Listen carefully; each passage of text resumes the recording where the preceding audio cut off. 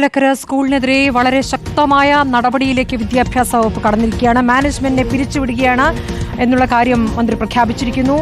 KSEBയും KSTയും 10 ലക്ഷം രൂപ വീതം മിഥുന്റെ കുടുംബത്തിന് നൽകും. അതോടൊപ്പം തന്നെ വിദ്യാഭ്യാസ വകുപ്പിന്റെ 3 ലക്ഷവും. സ്കൂൾ സുരക്ഷ നിരീക്ഷിക്കാൻ വിപുലമായ വലിയ നടപടികളിലേക്ക് സർക്കാർ കടക്കുന്നു. വിദ്യാഭ്യാസ വകുപ്പ് ഇന്നലെ ചേർന്ന യോഗത്തിന്റെ അടിസ്ഥാനത്തിലുള്ള തീരുമാനമാണ്. വിഷയം ചർച്ച ചെയ്യാൻ മുഖ്യമന്ത്രിയും യോഗം വിളിച്ചിട്ടുണ്ട് എന്ന് പറഞ്ഞു. ഇപ്പോൾ സ്കൂൾ മാനേജ്മെന്റിനെ പിരിച്ചുവിട്ടു എന്നുള്ള ഏറ്റവും പ്രധാനപ്പെട്ട തീരുമാനം. KER പ്രകാരം മാനേജർ നടപടിക്ക് അർഹനാണ് എന്ന കാര്യവും മന്ത്രി വിശദീകരിക്കുകയാണ്. കൊല്ലം ജില്ലാ വിദ്യാഭ്യാസ ഓഫീസർക്ക് സ്കൂളിന്റെ ചുമതല കൈമാറുകയാണ്. തേവലക്കര സ്കൂൾ സർക്കാർ ഏറ്റെടുക്കുകയാണ്. ആ വലിയ തീരുമാനത്തിലേക്ക് സർക്കാർ നീങ്ങിയിരിക്കുന്നു. കേരള വിദ്യാഭ്യാസ നിയമപ്രകാരമാണ് സർക്കാർ ഈ ഇടപെടൽ നടത്തിയിരിക്കുന്നത്. മാനേജ്മെന്റിനും പ്രധാനാധ്യാപകനും ഗുരുതരമായ വീഴ്ചയുണ്ടായി എന്നുള്ള കണ്ടെത്തലിലേക്കാണ് സർക്കാർ എത്തിയിരിക്കുന്നത്. മാനേജറുടെ ഭാഗത്തുനിന്നുണ്ടായത് ഗുരുതരമായ കൃത്യവിലോപമാണ്. ആരോപണങ്ങൾക്ക് കൃത്യമായ മറുപടി മാനേജർ നൽകിയില്ല.